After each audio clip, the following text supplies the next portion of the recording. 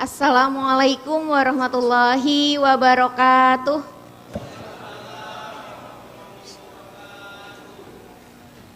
Salam sejahtera untuk kita semua. Shalom, nama budaya, salam kebajikan, rahayu. Ibu bapak sekalian, semoga masih kondusif dan kita punya waktu sedikit sebelum nanti azan maghrib dan menunaikan sholat maghrib.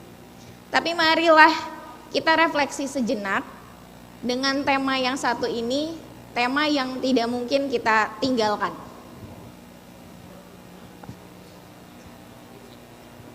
Next-nya, okay. Baik.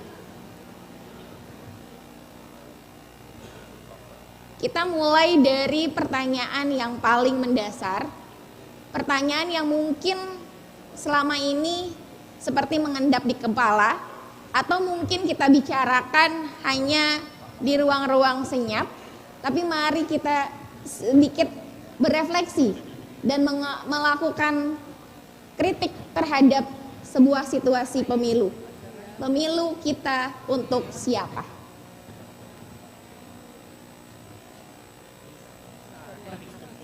Ibu bapak sekalian, kita sama-sama tahu dan izin saya hanya akan mengulas sebagian. Terutama kita sering luput membicarakan itu gender dan mungkin juga sering terjebak mana perbedaan antara seks dan gender itu. Saya hanya ingin bicara bahwa ada hal yang terus-menerus terjadi di masyarakat kita terkait situasi ini.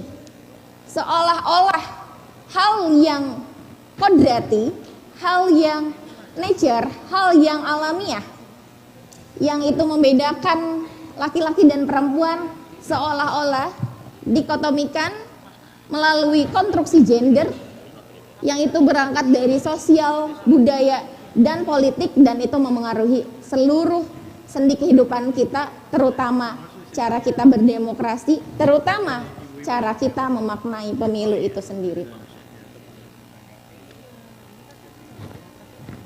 Ibu bapak sekalian, berangkat dari pertanyaan yang pertama, untuk siapa pemilu kita ini? Ketika kita melihat 30% kuota 30 perempuan affirmative action itu sampai saat ini sejak 99 sampai 2024 belum juga terpenuhi. Sedangkan pemilih kita 50 sekian persen adalah perempuan. Apakah dengan situasi ini kita bisa mengatakan pemilu kita sudah adil gender?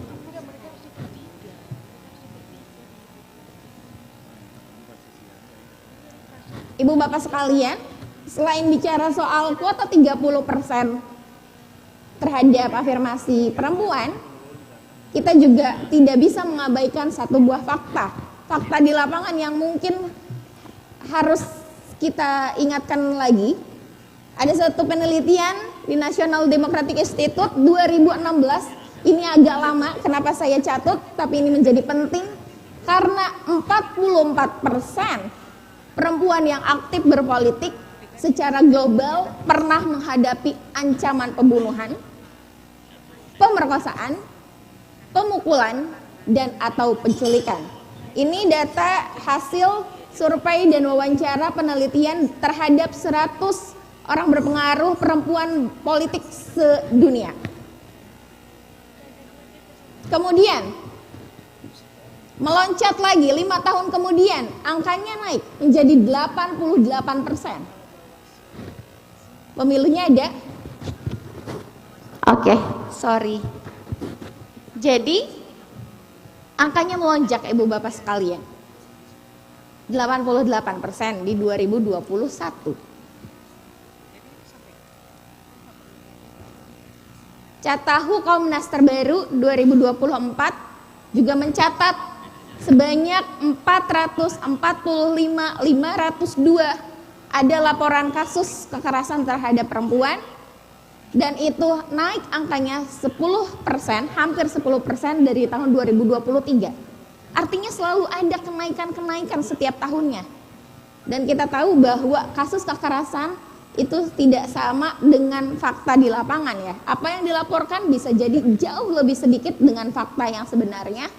Dan 15.906 diantaranya kekerasan seksual kepada perempuan. Lalu kita ulas sejak awal. Bicara gender, ibu bapak sekalian, tidak hanya membicarakan laki-laki dan perempuan. Banyak terminologi mencatut gender itu sangat luas karena spektrumnya memang luas. Banyak Komnas HAM, Komnas Disabilitas juga menyatakan demikian. Dan ini paparan dari Formasi Disabilitas bahwa pada saat pemilu 35% teman-teman disabilitas tercatat sebagai pemilih disabilitas. Sayangnya 44% yang lainnya tidak tercatat sebagai pemilih disabilitas karena tercatat sebagai pemilih biasa. Dan 19,4% lainnya tidak diketahui statusnya apa, dicatat sebagai disabilitas atau dicatat sebagai biasa. Kita bisa baru bicara soal tercatat ibu bapak sekalian. Dalam konteks pengawasan pemutakhiran data pemilih berkelanjutan ini menjadi sangat masalah ketika tidak tercatat, maka haknya sebagai warga negara juga akan tercerabut.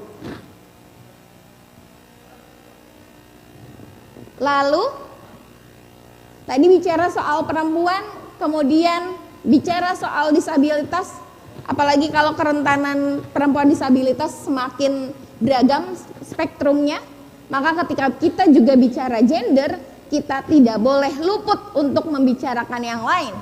Misalkan lansia. Dari 204 juta sekian pemilih, 16%-nya adalah lansia. Bagaimana dengan lansia kita saat pemilu? Apakah suaranya tidak penting? Karena kemudian momen politik pemilu di 2024 agendanya sangat heroik, menyuarakan suara milenial, Z dan lain sebagainya. Maka kemudian apakah kita juga sudah menengok posisi lansia kita? Selain itu ada juga masyarakat adat yang mungkin konteksnya akan sangat kompleks, akan sangat beragam dan akan berbeda dari satu daerah ke daerah yang lain. Bagaimana nasib mereka di pemilu? Lalu anak sebagai salah satu kelompok rentan lainnya, ada anak. Bagaimana posisi anak? Anak memang tidak punya kewajiban untuk memilih apalagi dipilih. Tapi anak punya hak untuk dilindungi dari aktivitas politik.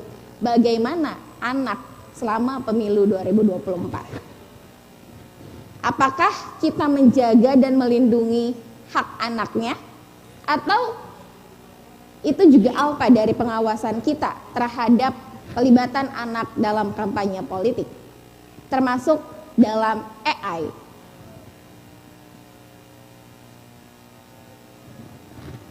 Ibu bapak sekalian, lalu bagaimana cara kita melihat mana sih adil atau tidak, setara atau belum, aksesibel atau tidak, diskriminatif atau tidak terhadap satu kelompok? Kita bisa melihat melalui analisis gender gap, gender analysis pathway. Kita bisa lihat ada 4 hal yang bisa kita cek: soal akses, soal partisipasi, soal kontrol, dan soal manfaat. Misalnya, apakah semua orang punya akses yang sama terhadap pemilu? Misalkan seperti teman-teman PPUA disabilitas menyatakan bahwa ada sekian persen orang yang tidak terinformasi oleh pemilu. Misalkan ceritanya Bu Ketut Bali, Kordip P2H Bali, yang sangat getol sekali bicara soal hak disabilitas. Konteks disabilitas banyak yang tidak dilaporkan atau tidak tercatat karena selain kita yang abai, kedua juga faktor keluarga yang menutup-nutupi. Nah, bagaimana soal aksesnya terhadap pemilu? Akses terhadap informasi pemilu atau akses terhadap TPS? Sejauh ini banyak sekali kita sudah melakukan catatan-catatan refleksi. Sekian ribu kita melakukan saran perbaikan terhadap TPS berundak. Sekian ribu kita telah melakukan saran perbaikan kepada Pak KPU karena TPS-nya yang tidak aksesibel dan lain sebagainya. Lalu setelah saran perbaikan gimana? Apakah saran perbaikan itu juga dilakukan sebelum hari H, di mana TPS itu harus dibangun atau dibuat maksudnya? Atau pada hari H, pada saat ibu bapak datang ke TPS, pada saat jam 7 pagi datang ke TPS? Maka ini perlu kita refleksikan bersama-sama cara kita mengawasi. Kedua, partisipasi. Apakah konsep partisipasi kita juga baru hanya sebatas mengajak orang untuk sama-sama datang ke TPS? Atau sudah beyond partisipasi dengan kita mengajak semua warga sipil untuk juga melakukan pemantauan sebagaimana Perbawaslu nomor 2 tahun 2023 tentang pengawasan partisipatif. Seberapa efektifkah itu? Atau juga bicara sekali lagi soal disabilitas, karena ini menjadi sangat penting. Apakah partisipasi disabilitas hanya dengan kita mengajak mereka untuk datang ke kegiatan kita? Atau kita memastikan semua hak disabilitas juga terlindungi? Lalu aspek yang ketiga yaitu soal kontrol. Siapa sih ibu bapak yang punya kontrol kuasa lebih dominan dalam relasinya?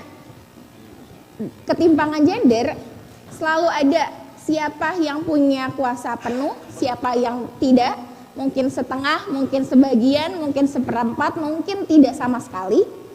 Dalam relasi gender, kalau bicara laki-laki dan perempuan, biasanya secara mayoritas kuasa penuhnya ada di laki-laki. Dari sisi usia, kuasa penuhnya ada di usia dewasa, lansia tidak, muda juga, anak-anak tidak, karena dianggap tidak capable. Dalam struktur kelas sosial, kuasa penuhnya ada di kelompok menengah ke atas, sementara yang lain tidak. Ada dikotomi disparitas antara kota dan desa, ada perbedaan antara masyarakat yang bersekolah atau tidak, dan lain sebagainya. Ini juga soal kontrol. Maka kemudian bagaimana kita memastikan semua orang punya kontrol yang sama dalam memantau pemilu, dalam memaknai demokrasi kita?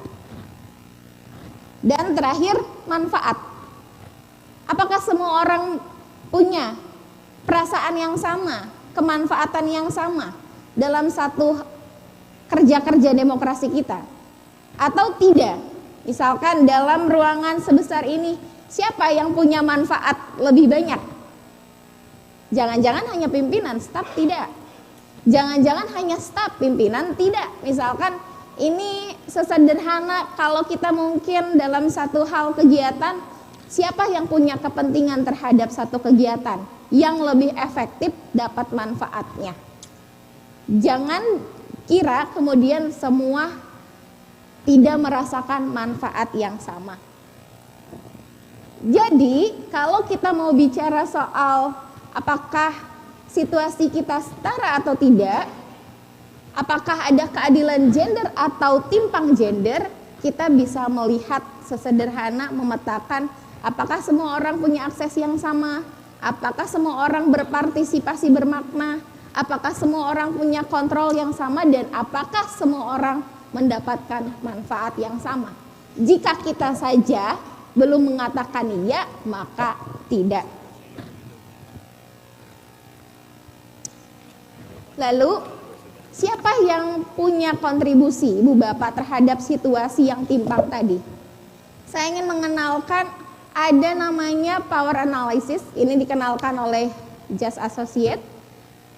Bagaimana kita melihat cara kekuasaan bekerja. Ada namanya visible power, kekuasaan yang nampak. Ini ilustrasinya kayak iceberg ya Ibu Bapak sekalian. Ini gunung es yang kita tahu gunung es itu puncaknya berarti sangat terlihat. Nah itu kita namai sebagai visible power. Kekuasaan yang nampak biasanya menghasilkan regulasi, menghasilkan kebijakan, peraturan. Biasanya bisa kita lihat, bisa kita ajak audiensi. Itu visible power. Kemudian ada juga hidden power yang tersembunyi, atau bisa kita sebut kekuasaan di balik meja. Ini biasanya kita bisa melihat siapa memengaruhi siapa, bagaimana peraturan itu lahir, siapa yang memengaruhinya. Yang tidak terlihat, yang tidak bisa kita ajak dialog kadang-kadang, tapi ada. Ada juga invisible power, semakin tidak terlihat, semakin tidak nampak, tapi perannya luar biasa. Dia memengaruhi cara kita berpikir, dia memengaruhi perspektif kita, dia memengaruhi pengetahuan kita. Itu berada hidup lebih lama. Itu nilai-nilai, norma, budaya, peraturan, adat, dan lain sebagainya yang bisa memengaruhi kita. Jadi, keliru. Ketika tadi kita bicara memetakan mana visible, mana hidden, mana invisible power dalam ekosistem pemilu kita bisa lihat. Undang-Undang 1945 pasal 27, 28D, 28I semua clear ya soal ini, bagaimana memastikan semua warga punya hak yang sama, bisa menikmati pemerintahan yang sama, punya kedaulatan yang sama. Kemudian UU HAM juga menyatakan demikian, termasuk CEDAW, Convention on Elimination from Discrimination Against Women. Jadi konvensi yang bermaksud untuk mengakhiri segala bentuk kekerasan terhadap perempuan sudah diratifikasi oleh kita, undang-undang kita nomor 797 di 1984, mohon maaf.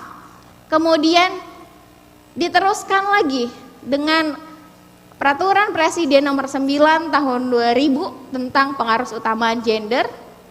Kita juga ada kemudian undang-undang nomor 8 2016 tentang penyandang disabilitas. Akhirnya setelah mereka berjuang panjang, ada sebelumnya juga undang-undang PKDRT, itu juga lama sekali, setelah 20 tahun semua orang berjuang. Dan yang terbaru undang-undang tindak pidana kekerasan seksual nomor 12 tahun 2022.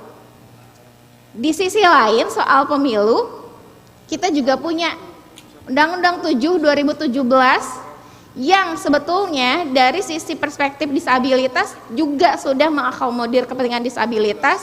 Ada term di mana disabilitas punya hak untuk memilih, dipilih, dan lain sebagainya, termasuk secara terang benderang mencatut bahwa menetapkan minimal 30% kota keterwakilan perempuan.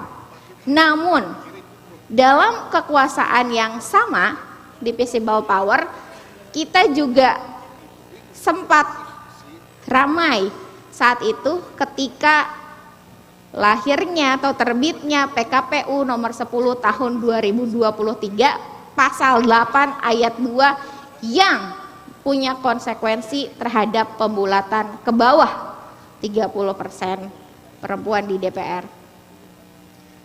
Kemudian kita bisa lihat hidden power juga tadi, politik di balik meja, ada juga mungkin korporasi yang bekerja, juga ada media yang bekerja, ini juga AI juga bekerja, semua di sini bagaimana mengaruhi ekosistem pemilu, termasuk di invisible, bagaimana moral dan standar etik di masyarakat mengenai seks dan gender itu, mengenai peran perempuan dan laki-laki. Seperti ya mungkin ini gambarnya kurang jelas, tapi gambar ini saya menunjukkan bahwa ini adalah salah satu buku kurikulum tahun lama, tahun dimana mungkin saya masih sekolah.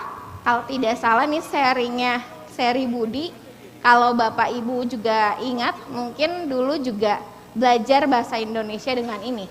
Ini Budi, ini Ibu Budi, ini Bapak Budi, ini Ani kakak Budi dan lain sebagainya. Terus selanjutnya ayah Budi pergi ke kantor, Ibu Budi memasak di dapur, Budi bermain bola, dan seterusnya dan seterusnya. Kenapa ini saya merasa penting untuk disampaikan ke sini, Ibu Bapak sekalian? Karena itulah yang mengaruhi perspektif kita, pembagian peran. Siapa yang bekerja di publik, siapa yang di domestik, siapa yang bekerja di depan layar, siapa yang seharusnya di belakang layar, siapa yang berhak punya kekuasaan atau pilihan kepemimpinan, siapa yang ditugasi, dilekatkan dengan tugas-tugas sumur, dapur, kasur. Kenapa ini penting? Karena inilah kekuasaan yang bekerja di alam bawah sadar kita, sehingga ini ya juga yang berpengaruh terhadap cara kita melihat politik kita, cara kita melihat pemilu kita, cara kita menentukan siapa yang berhak jadi caleg, siapa yang bisa menentukan jadi cakada, siapa yang bisa menentukan jadi komisioner, dan lain sebagainya dan lain sebagainya. Inilah cara kekuasaan itu bekerja. Tidak terang-terangan Ibu Bapak sekalian, tapi melalui pendidikan, melalui alam bawah sadar kita, melalui perspektif kita. Selanjutnya, kemudian Bawaslu ngapain? Gitu ya. Lalu ya, kalau tadi dipetakan dengan aktor-aktor tadi, lalu pertanyaannya, Bawaslu ngapain sih gitu? Dengan perannya kalau diposisikan tadi, Bawaslu ada di mana? Pasti di visible, karena Bawaslu terlihat, nampak, gedungnya ada di Tamrin 14, gitu ya. Bisa diajak audiensi, bisa didemo, bisa disurati, bisa ditemui, semuanya sangat aksesibel terhadap Bawaslu. Maka prasyarat Bawaslu sebagai visible power ada, meskipun punya banyak keterbatasan. Tapi bagaimana cara Bawaslu bekerja, Bu Bapak sekalian, untuk memastikan ekosistem pemilu ini yang adil? Setidaknya yang sudah dikeluarkan Bawaslu adalah Perbawaslu nomor 4 tahun 2022. Ini memperkuat bagaimana afirmasi saat rekrutmen terhadap pengawas perempuan. Kita tahu ya, kalau belum kuotanya ada calon komisioner yang daftar, yang perempuan, maka kemudian dibuka lagi dan seterusnya dan seterusnya. Ini setidaknya mengintervensi bagaimana cara tim sel bekerja. Apakah ideal? Tentu tidak. Tapi hasil dari Perbawaslu ini telah menghasilkan setidaknya 36 komisioner perempuan se-Indonesia. Beri tepuk tangan, walaupun ini para ibu-ibu Sri Kandi kita pasti lagi asyar nih ini Bu Bapak. Ini konsekuensi dari kelas menjelang maghrib ya, mau tidak mau. Kemudian selanjutnya adalah sebagaimana dicatat tadi di depan, ada Perbawaslu 2 tahun 2023 tentang pengawasan partisipatif. Kenapa ini penting saya catut? Karena nyambung dengan Bawaslu pencegahan. Karena Bawaslu tidak bisa sendirian. Walaupun dia visible, walaupun dia nampak, dia punya kewenangan yang terbatas. Dia punya kontrol yang terbatas. Maka apa kewenangan yang tidak terbatas? Kewenangan, kekuasaan, power yang sangat tidak terbatas ada di suara warga, ada di masyarakat sipil, ada di kita semua. Maka tugas Bawaslu mengaktifasi, mendukung, memfasilitasi agar pengawasan partisipatif bekerja, agar warga terinformasi soal pemilu, terutama pemilu yang juga berkesetaraan gender, agar warga teraktivasi ketika melihat kekerasan itu dilaporkan, agar warga juga saling jaga agar kekerasan itu tidak terjadi apalagi berulang. Jadi semuanya bermuara pada bagaimana cara Bawaslu mengawasi, maka warganya diaktifasi. Kemudian yang paling update Ibu Bapak sekalian, mungkin ini sosialisasinya perlu beberapa waktu lagi. Kita punya SK Ketua Bawaslu 417 terkait pencegahan dan penanganan kekerasan seksual. Sangat bersyukur sekali karena SK ini punya mandat bagaimana Bawaslu membentuk tim Pokja, kelompok kerja untuk mencegah dan menangani kekerasan seksual, dan di tim Pokja itu berpeluang untuk seluruh pihak di luar Bawaslu untuk sama-sama mengawasi. SK ini menjadi sangat penting di tengah pertanyaan kok Bawaslu nambah pekerjaannya, semakin banyak bebannya. Ini di FGD kita sudah lakukan, tapi sekali lagi saya ingin juga mengutip kata Pak Kordip, termasuk juga Pak Senior, Pak Muhammad, bahwa salah satunya kita harus menjaga integritas. Dan integritas kita semua tidak bisa lepas daripada isu kekerasan seksual. Jadi ini menjadi penting cara Bawaslu ke depan juga mencegah dan menangani KS. Setidak-tidaknya SK ini akan melihat walaupun ini belum bisa operasional baik, tapi SK ini akan melihat bagaimana relasi kuasa itu bekerja di tubuh Bawaslu setidaknya, karena akan melihat siapa korban, siapa pelaku, ada relasi kuasa atau tidak. Perlakuannya akan lain ketika sama-sama sebaya, sama-sama staf, atau antara atasan dan staf, antara bawahan dan atasan, maksudnya gitu, antara jenjang hierarkis ya, Bawaslu itu RI ke provinsi atau provinsi ke kabupaten kota ke Panwascam, dan seterusnya dan seterusnya. Kita akan melihat itu sehingga perlakuannya akan sangat berbeda, termasuk kepada impact, dampaknya seperti apa. Jadi kekerasan seksual dalam perspektif Bawaslu tidak hanya sekedar kita mengklasifikasi kekerasan sebagaimana kita melihat kinerja, penanganan kinerja di Perbawaslu pembinaan, mana ringan, mana sedang, mana berat. Tidak sebatas itu, tidak bisa kita klasifikasikan, oh catcalling itu ringan karena hanya bernada seksis, bernada siulan atau sapaan, catcalling syariah, assalamualaikum uhti misalkan. Tidak hanya sebatas itu. Atau kita bisa mengklasifikasikan penetrasi kekerasan seksual di WhatsApp, di media sosial tuh diklasifikasikan dengan sedang karena menggunakan AI. Tidak sesempit itu. Karena dalam perspektif SK tadi, kekerasan tetaplah kekerasan.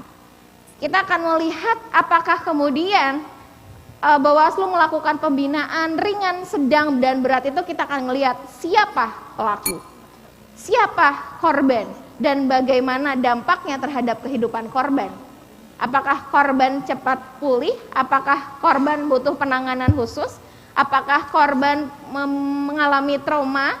Apakah korban sehingga kehilangan haknya untuk kembali bekerja? Dan lain sebagainya, dan lain sebagainya. Maka kita melihat kenapa penting SK 417, karena kita ingin memastikan kekerasan seksual bagian dari kekerasan berbasis gender dalam pemilu. Yang ini sudah dicatut, penelitiannya sudah sangat banyak, dan fakta-fakta nyatanya sudah juga ada. Habis waktunya. Minta maaf Sehingga, Ibu, waktunya sudah habis. Baik, terakhir memang ini. Maka kemudian Ibu Bapak sekalian, dari seluruh situasi yang tadi, memang ini adalah hal yang kita mengajak kita untuk berpikir kritis, berefleksi, tidak menjadi apa-apa, kita banyak kurangnya, tapi kita juga harus move on. What next? Apa masih ada jalan dengan kewenangan Bawaslu yang seminimalnya gitu, tapi selemah-lemahnya iman, Bawaslu masih punya keberpihakan terhadap siapapun yang terlanggar haknya, baik perempuan, disabilitas, anak, lansia, masyarakat adat, orang berkebutuhan khusus lainnya, termasuk juga korban yang itu korban itu tidak selalu perempuan, ada juga korban laki-laki. Maka kita bisa melihat regulasi apa yang bisa dibuat Bawaslu ke depan, bagaimana cara Bawaslu juga memengaruhi hidden power, memastikan, menjamin revisi undang-undang pemilu ke depan juga tidak hanya gitu ya, memperkuat kelembagaan Bawaslu, tapi juga memperkuat ekosistem pemilu yang adil gender.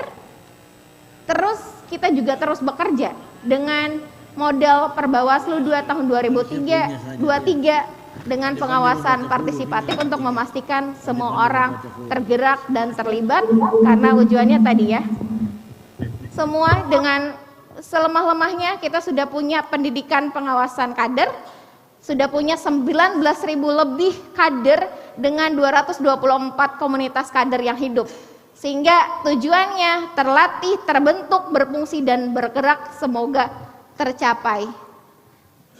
Sebagai closing statement, saya ingin menyampaikan kesetaraan gender bukan ancaman demokrasi, tapi itu memastikan demokrasinya bekerja. Terima kasih. Terima kasih. Kita kasih aplaus buat Ibu Apriyanti Marwah, tenaga ahli pencegahan partisipasi masyarakat dan hubungan masyarakat. Ibu bisa tetap berada di atas Ibu, karena presenter posisinya di atas. Selanjutnya kita mendengar 20 menit pemaparan dari narasumber pendamping, Dr. Rita Purwati dari Universitas Brawijaya. Kepada Ibu dipersilahkan dengan hormat.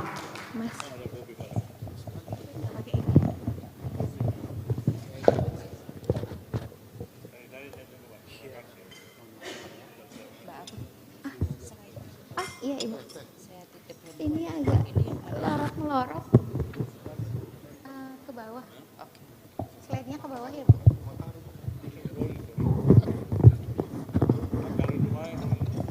Baik, bismillahirrahmanirrahim. Selamat sore. Assalamualaikum warahmatullahi wabarakatuh. Om Swastiastu, Namo Buddhaya, salam kebajikan. Baik, pada kesempatan hari ini kita akan membahas ya atau berdiskusi masalah pengawasan pemilu berbasis gender. Kalau tadi Mbak Apri sudah banyak membahas, ini kok nggak bisa ya?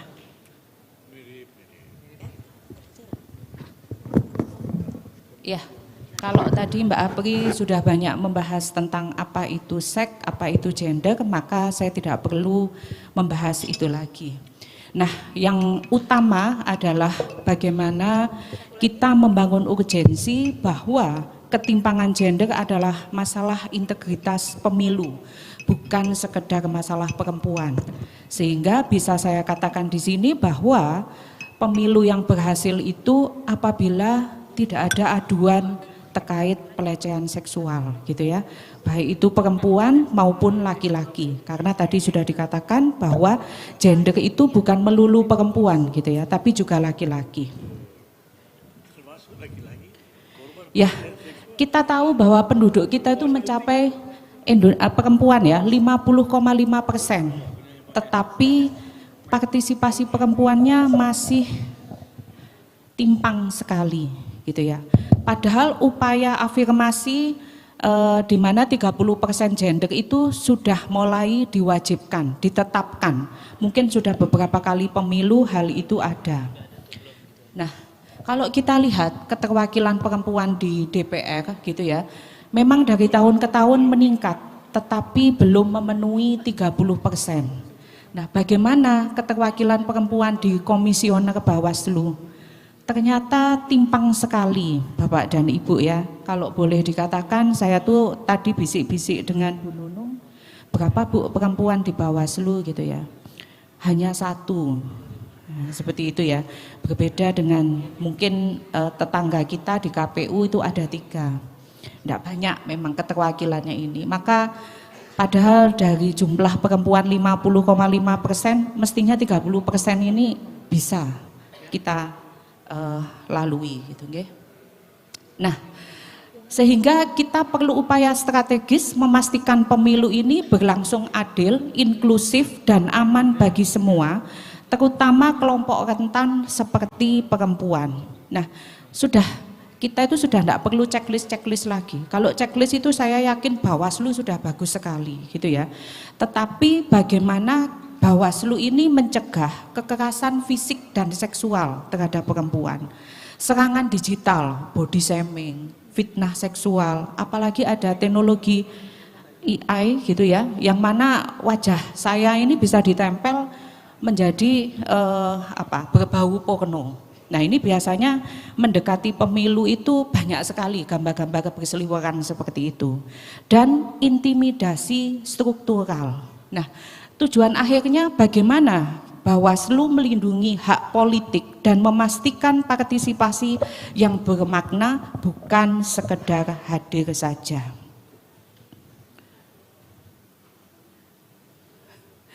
Ini kok, ya. Jadi untuk menuju keadilan elektoral gitu ya, kita tidak hanya fokus di prosedural saja, tetapi pengawas harus memastikan tidak ada diskriminasi di setiap tahapan.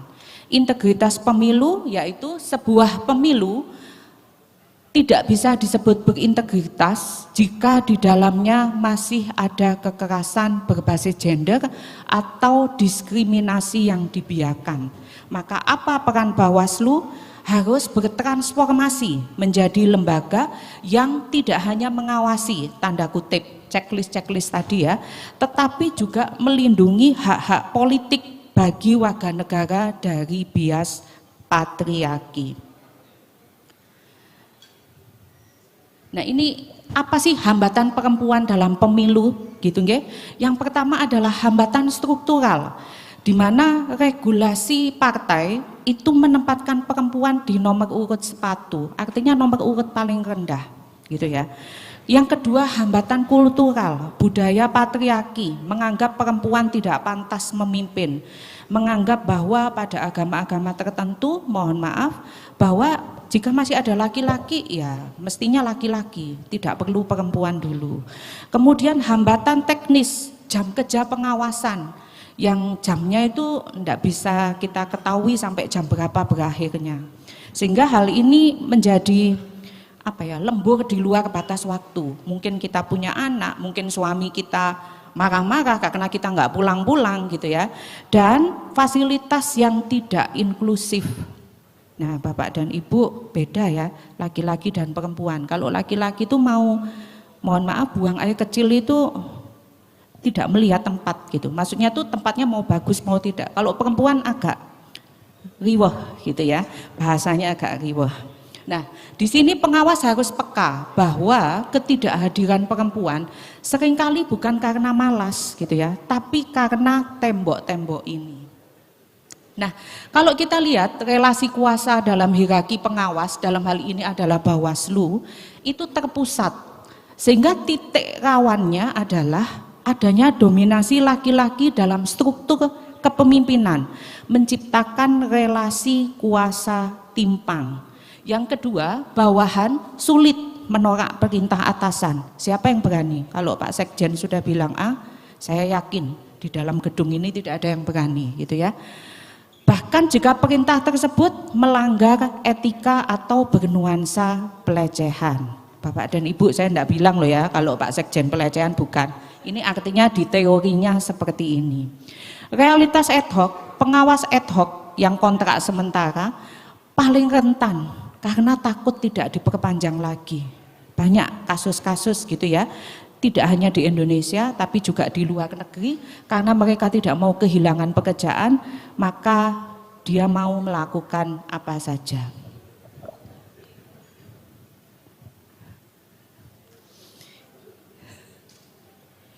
Ini macet. Ya, next saja Mbak.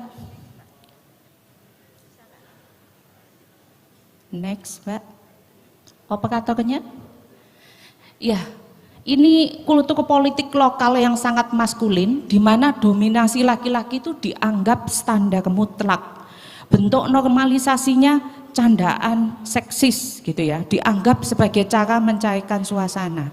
Bapak Ibu mohon maaf ya, tadi pada waktu siapa? Keke ya, yang cantik itu datang langsung di belakang sweet, wih cantiknya gitu ya. Itu cara kita sebetulnya mencairkan suasana. Tapi ingat itu sebetulnya termasuk pelecehan seksual, gitu nggih. Yang kedua, objektifikasi. Jadi perempuan dinilai dari penampilan fisik atau baju, bukan kompetensi pengawasannya. Dan ketiga, meragukan kompetensi dari perempuan itu sendiri. Dianggap kita tuh tidak mampu, dianggap kita tuh tidak bisa mengawasi. Itu adalah maskulinitas politik di dalam pemilu. Next Mbak. Ya. Dan fenomena tokenisme serta manipulasi kuota. Apa sih tokenisme? Jadi perempuan tuh hanya dipasang untuk memenuhi kuota saja 30% supaya syarat administrasinya gugur. Perempuan itu berkualitas atau tidak? No comment. Perempuan itu nanti dipasang di nomor paling sepatu paling bawah, no comment. Pokoknya administrasi 30% terlampaui. Nah, praktek di lapangan ada dua, yaitu dummy kandidat. Apa itu? Biasanya yang dipasang itu saudara yang mau jadi kambing hitam. Istri kita, istrinya bapak-bapak ya, bukan istri kita. Istrinya bapak-bapak, kemudian saudara, pokoknya perempuan dipasang. Gitu ya, yang nantinya sebetulnya pendukungnya sama. Bapak itu gitu, Bapak X gitu ya, tapi sebagai dummy kandidat dia akan dipasangkan. Yang kedua adalah tick box exercise. Jadi partai hanya mengejar angka 30%, tapi menempatkan mereka di dapil yang tanda kutip dianggap sebagai neraka. Next. Ini manajemen resiko gender pertahapan pemilu, saya pikir saya lewatkan saja. Next Mbak. Next. Ya, apa sih spektrum KGB gitu ya. Jadi kekerasan seksual itu tidak hanya sampai hubungan badan, tidak, tapi merendahkan, menghina, menyerang tubuh gitu ya. Itu adalah termasuk dalam kekerasan seksual. Dasar hukumnya mengacu pada pedoman PPKS Bawaslu 2024 yang mengadopsi Undang-Undang TPKS. Tidak hanya pemerkosaan, Bapak Ibu, tetapi di sini ada 18 jenis kekerasan seksual, termasuk yang non fisik dan berbasis elektronik. Tadi misalkan foto saya dipasang dengan aneh-aneh gitu ya. Nah, Bawaslu ini sebagai lembaga hierarkis dengan tekanan waktu tinggi sangat rentan terhadap kekerasan ini. Next Mbak. Bentuk konkret siulan. Tadi ya Bapak Ibu, yang senyum-senyum berarti tadi ikut siul-siul itu waktu Mbak Keke lewat. Kemudian komentar tubuh, kamu kok pakai baju ini kelihatan seksi gitu ya. Nah itu termasuk. Kemudian guruan seksual, meme porno gitu ya, seksis di grup WhatsApp kerja atau candaan jorok saat rapat. Itu di kampus juga ada beberapa pimpinan yang candaannya jorok gitu ya. Nah ini sering dianggap bercanda, padahal menciptakan budaya kerja yang toksik dan tidak aman. Next.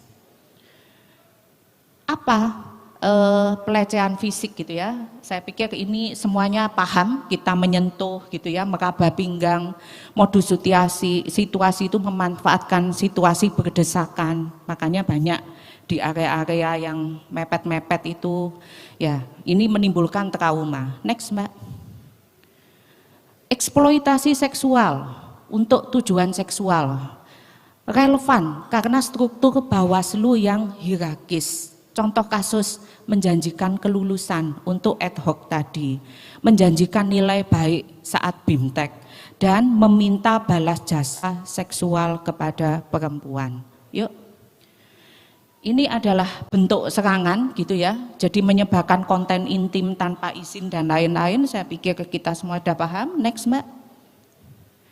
Nah, ini dampak negatifnya, misalkan psikologinya itu dia akan trauma, depresi, dampak profesional, turun kerja. Maka kalau ada staf kita turun kerja, kita perlu waspada ya, laporan terlambat dan lain-lain. Serta dampak institusional merusak integritas penyelenggaraan pemilu. Ini ketakutan ya, kenapa korban itu banyak diam? Biasanya perempuan kalau dilecehkan banyak diam. Kenapa? Stigma, takut disalahkan, takut SK-nya dicabut, takut dimutasi, takut dicap sebagai pengganggu nama baik lembaga gitu ya. Bahkan ada juga yang menyalahkan, lah kamu sih pakai pakaian terlalu seksi, kamu sih lembur sampai malam dan lain-lain. Oke, next. Akar masalahnya relasi kuasa timpang yang tadi saya jelaskan. Budaya patriarki dan maskulinitas politik, minim literasi. Jadi banyak pelaku itu tidak sadar bahwa menggoda, menyentuh tanpa izin adalah pelanggaran serius. Dan lingkungan temporer, jadi sifat kerja ad hoc yang singkat membuat sistem perlindungan sering terabaikan. Next. Next. Etika pengawas bukan hanya soal tidak curang atau integritas, tetapi juga peduli, sensitivitas gender. Rumus etika itu ada dua, silahkan dipilih. Integritas tanpa sensitivitas, gitu ya. Jadi yang penting kita sesuai dengan SOP. Kita tidak peduli kalau yang di luar itu, masa bodoh kalau ada pelecehan. Atau sensitivitas tanpa integritas. Ini berubah menjadi keberpihakan politik. Nah, ini dua-duanya sebetulnya penting ya, integritas dengan sensitivitas gitu ya. Kalau perempuan ya kita lindungi. Oke, baik, next. Ini beberapa kasus ya, diskriminasi berbalut kearifan lokal. Tadi Pak Toa, Bu Rita, mestinya di Padang itu tidak ada ketentuan 30%. Kenapa Pak? Di Padang itu kan perempuan enggak bisa begini-begini. Oh, kalau ada pengecualian akhirnya semua minta dikecualikan, Pak. Ya. Nah ini, di sebuah desa dilarang berkampanye pada malam hari. Dianggap tidak etis, tidak sopan. Perempuan itu sampai malam. Mestinya itu berlaku juga buat laki-laki. Kalau perempuan tidak boleh jam 10 malam ke atas, laki-laki ya enggak boleh. Gitu ya, mestinya begitu kalau untuk kesetaraan gender. Next. Yang kedua, saat rekapitulasi suara yang panas dan berdesakan, lah ini seorang pengawas didorong dan disentuh bagian tubuhnya. Responnya menganggap wajar karena desek-desekan tidak sengaja gitu ya. Nah, padahal respon etis adalah intervensi segera, hentikan tindakan fisik tersebut. Oke, next. Ini ada istilah damaikan saja, sudah diam saja, sudah kamu saya ganti, itu ya. Nah ini tidak boleh dimediasi, kasus seksual ini tidak boleh dimediasi. Jadi fokus harus pada pemulihan korban dan penindakan pelaku, bukan kata-kata damai. Oke, baik, next. Bahaya reviktimisasi, jadi membuat korban menderita ulang akibat respon pengawas yang buruk. Jadi apa tindakannya kalau kita melihat pelecehan seksual? Korban itu diminta cerita berulang-ulang, seakan tidak percaya. Itu yang pertama. Yang kedua, pertanyaan menyudutkan. Kenapa mau lembur sampai malam? Kenapa kamu pakai baju seksi? Kenapa? Bla bla bla bla gitu ya. Meragukan kesaksian korban. Nah, ini sikap etis percaya korban. Jaga kerahasiaan dan fokus pada kebutuhan keamanan. Next, Mbak. Netralitas netral yang adil ya. Jadi netralitas yang adil adalah memastikan semua pihak memiliki start dan playing field yang sama. Jadi melindungi caleg perempuan dari kampanye hitam bernuansa seksis. Bukan berarti tidak netral. Itu adalah bentuk penegakan keadilan pemilu. Next. Next. Ya. Jadi payung hukum baru pada pedoman PPKS Bawaslu 2024, kita tidak lagi bekerja di ruang hampa hukum. Bawaslu sudah menerbitkan pedoman pencegahan dan penanganan kekerasan seksual gitu ya. Jadi pedoman ini mengadopsi standar HAM dan TPKS dengan 7 prinsip termasuk pengakuan hak korban dan juga kerahasiaannya. Next, Mbak. Siapa yang menangani? Ada pokja khusus gitu ya. Nah, ini pokja khusus ini mestinya dikuliahkan di S2 gender. Itu ada di UI itu ya. UI, UB itu ada. Jadi bagaimana kita menangani korban-korban itu ada. Apa saja tugasnya? Menerima pengaduan, melakukan pendampingan dan menjamin kerahasiaan data korban. Syaratnya tidak semua bisa, tapi harus diisi SDM yang terlatih perspektif gender, bukan yang bias gender, tapi perspektif gender. Dan jika perlu melibatkan psikolog profesional. Baik, next. Ini manajemen fisik kantor ya, saya pikir sudah ada di Bawaslu, saya lanjutkan. Prinsip penanganan berpusat pada korban, jadi korban yang harus terus digali dan apa yang terjadi, gitu ya. Yuk, next Mbak. Langkah konkret pasca pelatihan, rekrutmen afirmatif, jadi kejar target 30% perempuan, bukan sekedar menunggu pendaftar, tapi jemput bola. Kenapa sih kok nggak sampai 30%? Edukasi internal, anti kekerasan seksual, anggaran responsif gender, dan koordinasi dengan membangun jejaring dengan lembaga layanan. Next. Kesimpulannya, pengawasan pemilu berbasis gender adalah mandat konstitusional untuk menjaga kemurnian demokrasi. Maka tadi di awal saya katakan ini bukan tentang perempuan gitu ya, tetapi tentang integritas pemilu itu sendiri. Percuma kita bisa mengadakan pesta rakyat besar-besaran, tapi ternyata di dalamnya banyak sekali kekerasan seksual atau tidak berbasis gender. Pesan kuncinya, pemilu yang sukses bukan hanya yang damai, tapi tanpa kerusuhan, tapi juga yang aman tanpa kekerasan bagi setiap perempuan yang terlibat di dalamnya. Sekian Bapak Ibu, terima kasih dari saya. Wassalamualaikum warahmatullahi wabarakatuh. Waalaikumsalam warahmatullahi wabarakatuh. Sekali lagi kita kasih tepuk meriah buat Dr. Rita Parwati yang sudah memberikan penguatan materi terkait dengan pemilu yang menjunjung kesetaraan gender. Maka dengan demikian selesai untuk sesi presentasi. Kita masuk ke sesi kedua. Sesi kedua adalah tanggapan. Kami membuka 5 menit pertama untuk Provinsi Press Center yang di Manado ya. Tadi yang kita sampaikan ada 8 provinsi. Ada yang mau bertanya? Tapi saya tidak melihat ada di sini. Yang ada Bang Romson, kemudian Pak Rafiuddin dari Jawa Tengah. Oh ada rupanya. Ibu mau bertanya? Boleh, dipersilahkan Ibu. Ini spesial gender. Berdiri ya Bu, nama dan dari mana? Ya, baik, terima kasih. Waktu mulai ketika Ibu bicara. Oh iya, ada waktunya ya. Baik, bismillahirrahmanirrahim. Assalamualaikum warahmatullahi wabarakatuh.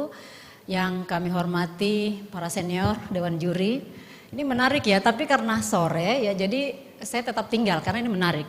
Yang pertama, kalau saya melihat sistem kepemiluan Maaf Indonesia. Ibu, namanya siapa oh ya, dan saya dari mana? Nurhalina dari Bawaslu Provinsi Kalimantan Tengah. Ya. Yang pertama, kalau saya melihat sistem kepemiluan kita itu masih maskulin. Kenapa masih maskulin? Karena di tahapan rekapitulasi ataupun pengawasan kita dituntut bekerja 24 jam. Ini kan sangat maskulin sebenarnya. Kira-kira ada solusi nggak atau seperti apa? Sama halnya dengan rekrutmen.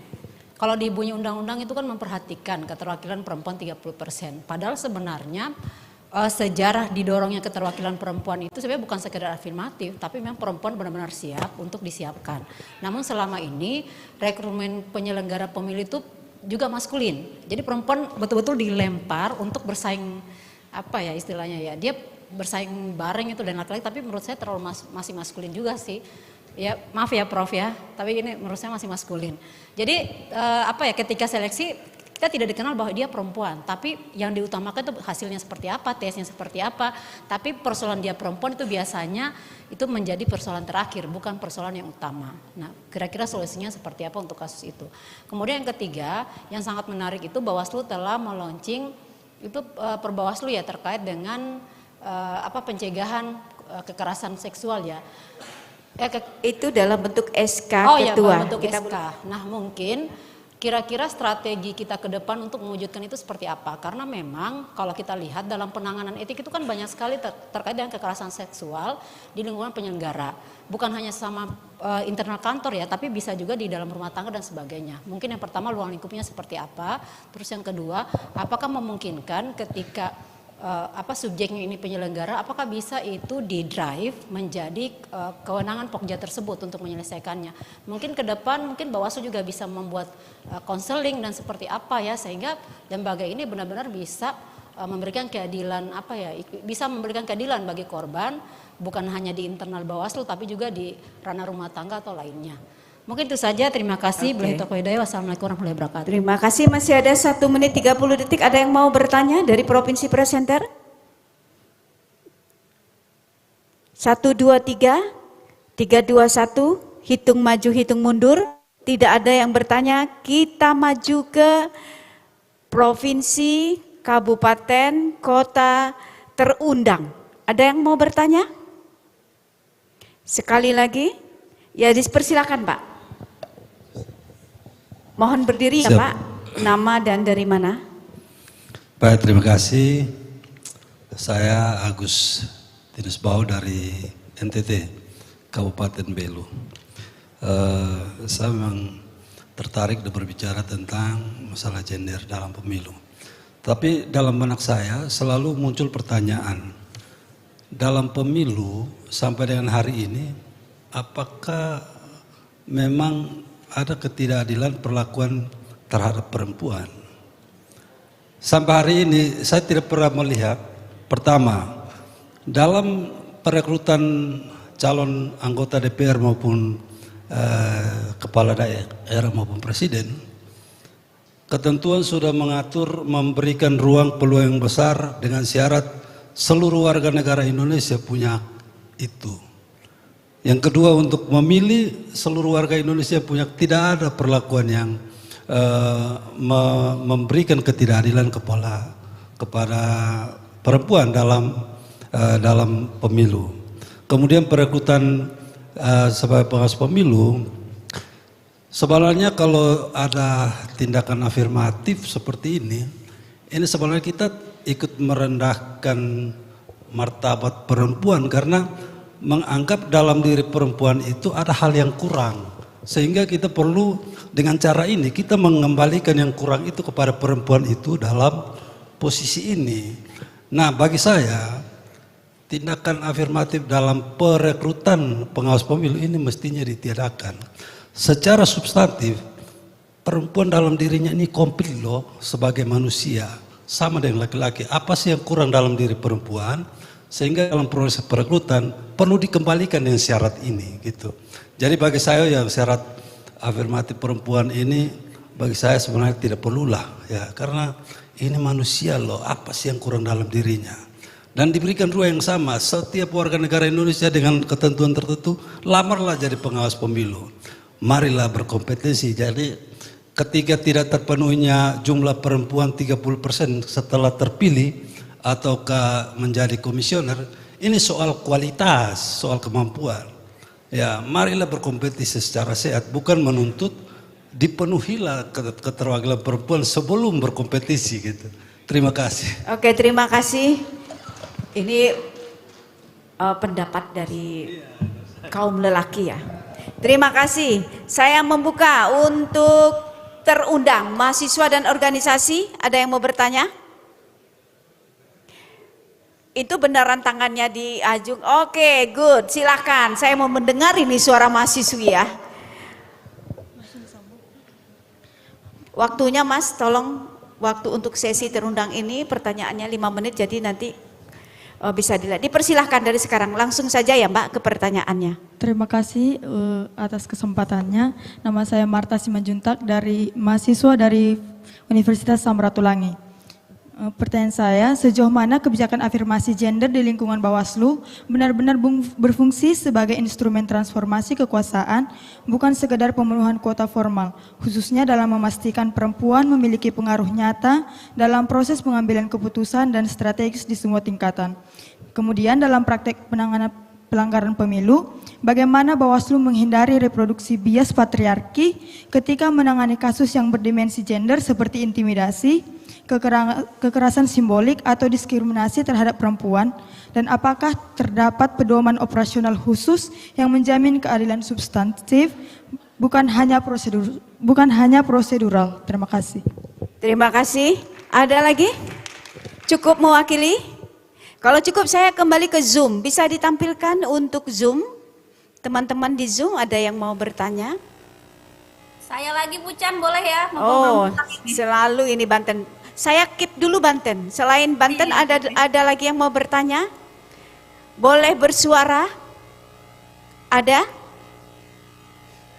Kalau tidak ada dipersilahkan Banten, langsung to the point Bu Chan Lia ya, dipersilahkan. Ya, terima kasih Bu Chan. Bu Nila maksudnya. Mohon izin semuanya, kenapa menarik saya masih standby untuk mengikuti kegiatan kelas ini, karena tadi memang seperti disampaikan oleh Kalina, ini terkait kita.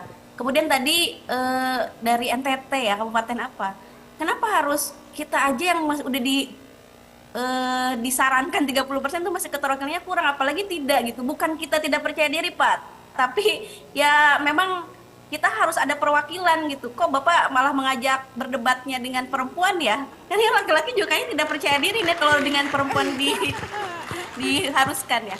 Mohon izin Bu Chan.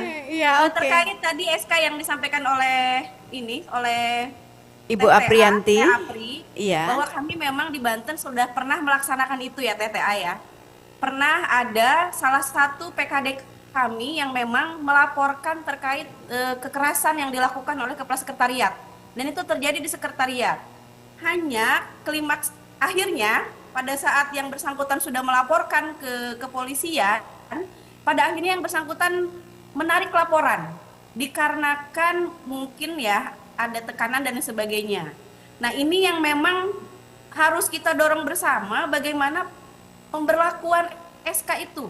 Kemarin kejadian di kami ini ada beberapa yang memang tidak lengkap, kayak itu terkait anggaran. Jadi pada saat kami mau mendampingi korban ini untuk proses kepolisian, kemudian pengacara dan sebagainya, anggarannya yang terbatas. Mungkin ini ke depan bisa didorong anggaran bagaimana kita bisa sama-sama mengadvokasi dan mengedukasi terkait bagaimana pengawas ad hoc ini dalam mendapatkan haknya sebagai pengawas perempuan. Itu saja Bu Chan, mohon maaf, terima kasih. Terima kasih Ibu Lia dari Banten. Maka dengan demikian untuk sesi penanya kita close ya teman-teman semua, sahabat Bawaslu membelajarkan. Selanjutnya kita persilahkan kepada presenter Ibu Aprianti. Waktu mulai ketika Ibu berbicara. Oh, mic-nya belum dikasih ya? Baik, terima kasih. Menarik sekali. Saya yakin kalau tidak dibatasi ini diskusinya akan semakin panjang dan semoga ruang-ruang diskusinya nanti terbuka lebih banyak. Yang pertama ingin direspon adalah, pertama ya dari kakak mahasiswa dulu. Bagaimana respon Bawaslu terkait fenomena kekerasan seksual atau bahkan kekerasan berbasis gender lainnya? Seperti yang disampaikan, kalau bicara yang lalu-lalu gitu ya, itu udah banyak sekali upaya minimal Namun kemudian kenapa kemudian kita melahirkan SK 417 ini, itu juga merupakan bukti konkret bahwa Bawaslu berpihak terhadap korban atau Bawaslu berpihak kepada siapapun yang terlanggar haknya. Nah, tadi Teh Liah menyampaikan dari Banten bahwa kita punya situasi terhadap kasus kekerasan seksual di lingkungan pengawas pemilu. Maka 417 ini adalah respon cara Bawaslu bertindak bagaimana menegakkan integritas Bawaslu itu sendiri. Memang ini bukan cerpen ya, bukan novel, tapi cerita nyata. Sejauh apapun kita mendampingi kasus yang seperti di Banten, hampir 1 tahun kami mendampinginya, dari sulit membuktikan bahwa di situ ada situasi kekerasan sampai bisa, dari kita bagaimana mengadvokasi aparat sampai bisa, dari kita tadi Teh Liah menceritakan di konteks lapangan gak ada anggaran. Di tengah kita lagi efisiensi anggaran, apalagi kita belum punya perspektif yang cukup terhadap anggaran responsif gender. Apalagi nih, siapa nih ngurusin kekerasan seksual? Ya, walaupun sudah ada kemudian SK 417, Pokjanya belum cukup kuat untuk kemudian menggerakkan sumber daya kita ke sana. Namun berkat komitmen bersama dengan Bawaslu Provinsi Banten, kami menumpuh jalan-jalan terjal dan sunyi tadi, bahkan non anggaran. Ini membuktikan keberpihakan Bawaslu terhadap korban. Sekalipun kemudian kami harus patah hati karena setelah kami dampingi panjang, akhirnya kemudian berproses di kepolisian dan beberapa hari kemudian kami mendapatkan laporan bahwa korban mencabut laporannya, kemudian damai. Siapa yang tidak patah hati? Setelah itu didampingi panjang, tapi ibu bapak sekalian, itulah fakta kekerasan seksual yang terjadi selama pengawasan pemilu. Kami mencari celah bagaimana caranya Bawaslu berpihak kepada korban di tengah korban saat itu PKD, tahapannya sudah tidak ada, laporannya terjadi pasca tahapan. Kita hanya ingin memastikan semua orang yang terlibat di Bawaslu, yang bekerja di Bawaslu, itu semuanya terlindungi dari kekerasan dalam bentuk apapun, apalagi kekerasan seksual. Itu mungkin. Ada lagi satu lagi yang mau direspon? Boleh. Boleh?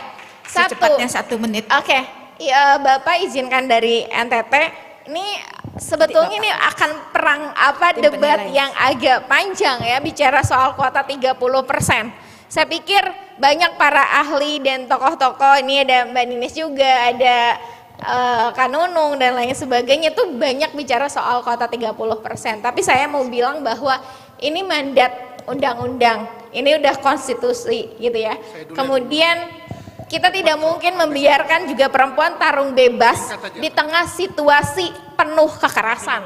Di tengah dunia yang maskulin kita tidak mungkin tarung bebas. Maka wujudnya ini untuk menjawab tadi bagaimana mengakselerasi situasi tadi, walaupun ada, ini tadi perempuannya bisa jadi PKD, performanya bagus, kami lihat track bagus, tapi mengalami kekerasan, maka performanya jadi turun. Itu situasi yang sedikit, apalagi kemudian ada intervensi kepentingan, ada politik, iming-iming jabatan, dan lain sebagainya, dan itu hanya dialami sebagian besar kepada perempuan, tidak dengan laki-laki. Mungkin itu yang bisa disampaikan. Terima kasih Ibu Aprianti, kita kasih aplaus Bapak dan Ibu. Kalau tidak puas nanti boleh konsultasi ke RI dengan Ibu Aprianti. Bapak dan Ibu, selanjutnya waktu untuk tim penilai mengasih penguatan 15 menit dimulai ketika Bapak dan Ibu tim penilai berbicara. Dipersilahkan. Baik. Assalamualaikum warahmatullahi wabarakatuh. Aktor pemilu itu setidaknya ada 3. 1, pemilih. Pemilih bisa dipotret sebenarnya berapa jumlah pemilih laki-laki dan perempuan itu dari pusat sampai dengan TPS. Ada datanya. Yang kedua, aktor yang bernama peserta pemilu. Pengurus mereka afirmasi 30% syarat itu juga terpenuhi. Mereka tidak bakalan bisa lulus sebagai peserta pemilu di dalam verifikasi administrasi maupun faktual ketika tidak mencapai angka-angka itu. Dan datanya ada. Nah, aktor yang ketiga, ini penyelenggara pemilu nih. Saya belum melihat data penyelenggara pemilu ini soal prinsip keterwakilan perempuan, apalagi Bawaslu yang mengawasi itu. Materi saat ini Bawaslu membelajarkan berapa sih sebenarnya para komisioner tingkat, kalau pusat jelas ya, provinsi, kabupaten, kota, bahkan lembaga ad hoc yang ada di bawah itu dalam setiap event itu, berapa sih sebenarnya soal keterwakilan perempuan? Ya, saya bicara tentang data. Berapa sih sebenarnya di lingkungan sekretariat jenderal kita, sekretariat provinsi, kabupaten, kota, bahkan kemungkinan besar tingkat pengawas kecamatan sekretariatnya, ada nggak data itu? Seputar itu saja sih. Karena sebagai pengawas pemilu, rasanya malu jika mampu mengawasi aktor lain, ya, dan benar-benar datanya itu ada, sementara kita sendiri pun juga tidak ada. Saya mohon tanggapan dari situ, dan kalau ada, saya tolong diperlihatkan data itu. Terima kasih. Terima kasih, masih ada waktu tim penilai? Kita masih ada waktu 12 menit. Ya. Ibu Nunung dipersilahkan. Ya, baik. Saya ingin menambah, menyambung, karena itu pertanyaan saya. Kita fokus Bawaslu ya. Yang saya lihat tadi Bu Rita menyampaikan data. Ya, ini bisa tolong dipastikan. Data level RI memang kita sudah tidak bisa bermain-main, kurang dari 30%.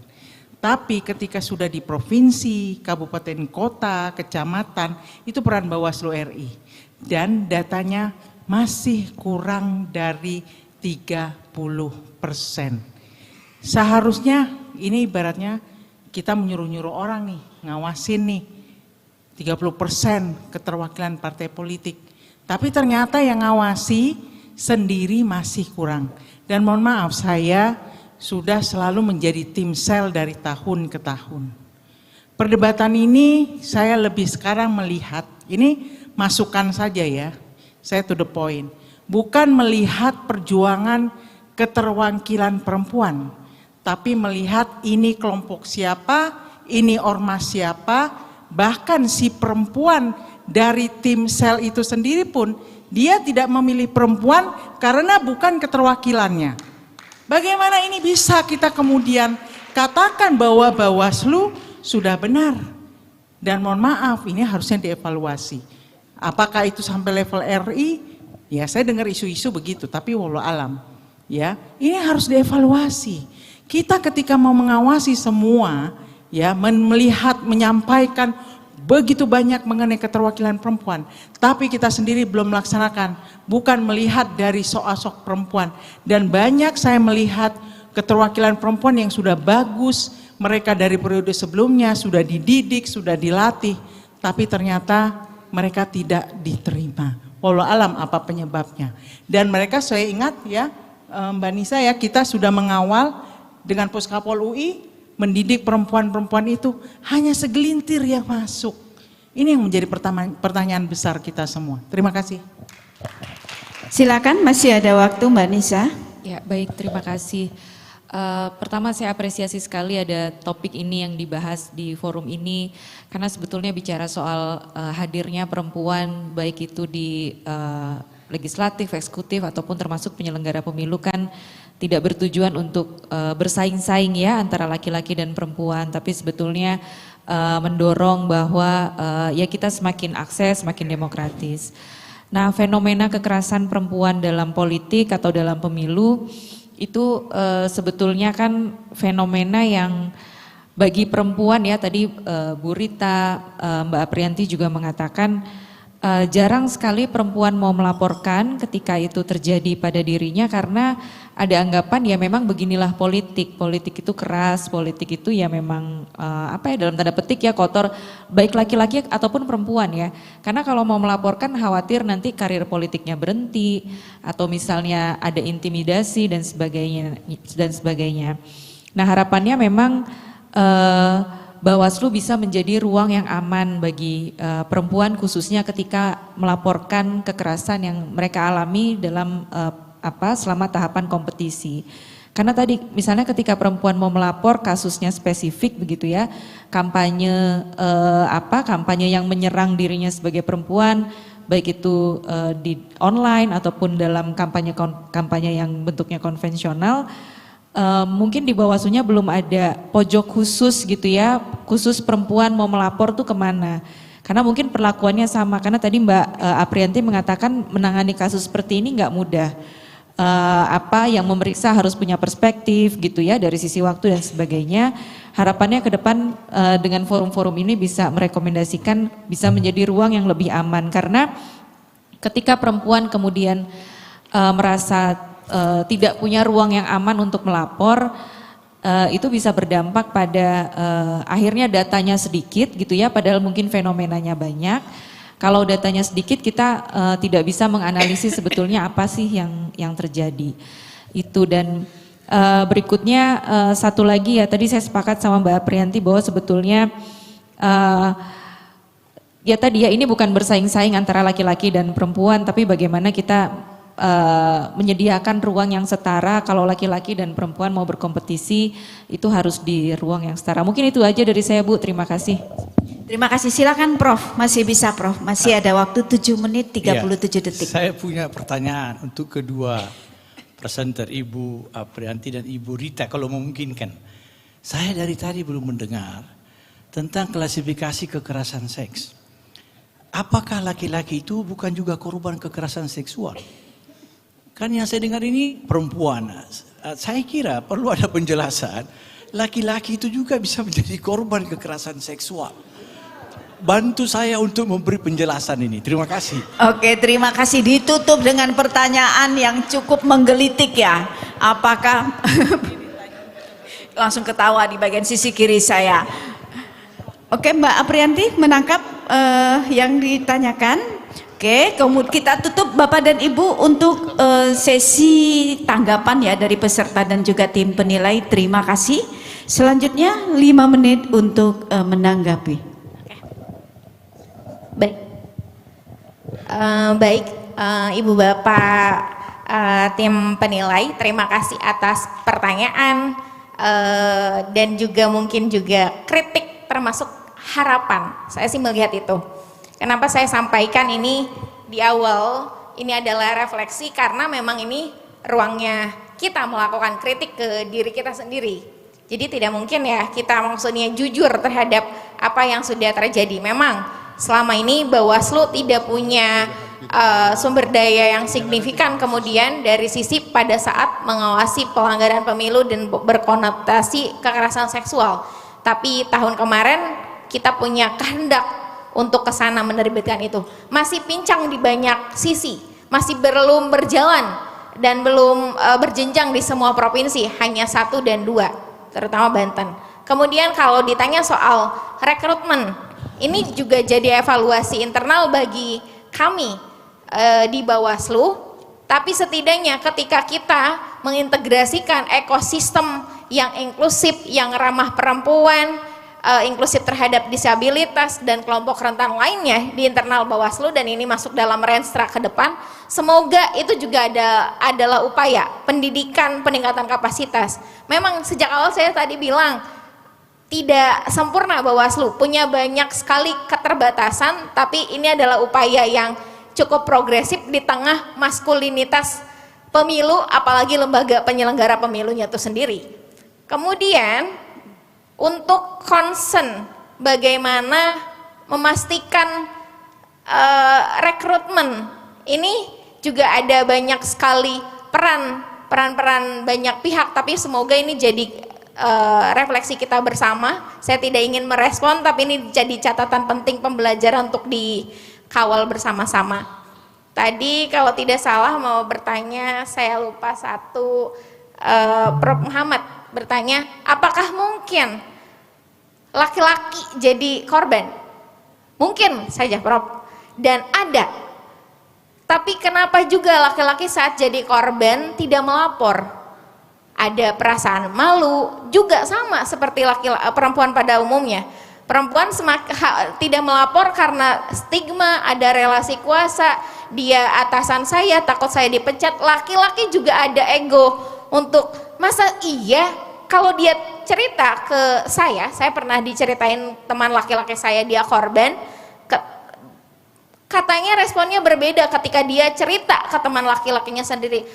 Ya kali lu korban, lu pelaku kak lagi gitu misalkan responnya seperti itu. Maka laki-laki berpotensi jadi tidak hanya jadi pelaku tapi juga jadi korban. Maka kemudian sistem kekerasan seksual ini tidak untuk perempuan saja, ibu bapak sekalian. Ini komitmen Bawaslu untuk menghadirkan seluruh ruang yang aman bagi semua. Terima kasih. Terima kasih. Saya pikir itu menjadi closing statement dari Ibu Aprianti ya.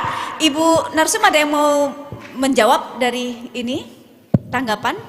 Ya, Ibu Rita, dipersilakan 2 menit. Nggih, Prof. Muhammad dan Bapak Ibu ya. Jadi sebetulnya dari judul tadi pengawasan pemilu berbasis gender, bukan berbasis perempuan.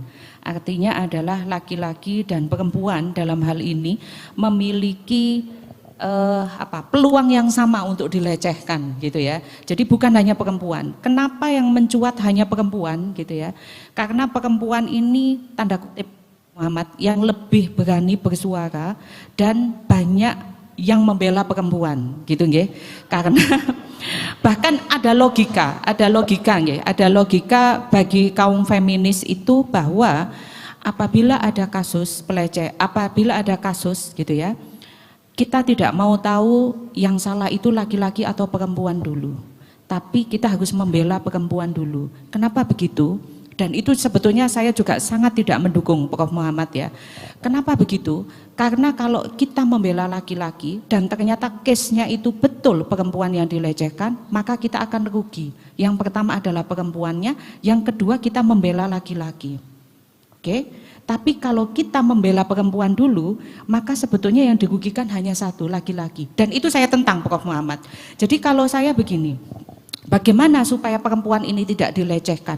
Maka sebetulnya kaum feminis itu harus mengajari perempuan itu berdaya, mandiri gitu ya. Jangan malu mengatakan, dan juga jangan tanda kutip murahan gitu ya. Saya kepada mahasiswa, kamu jangan murahan.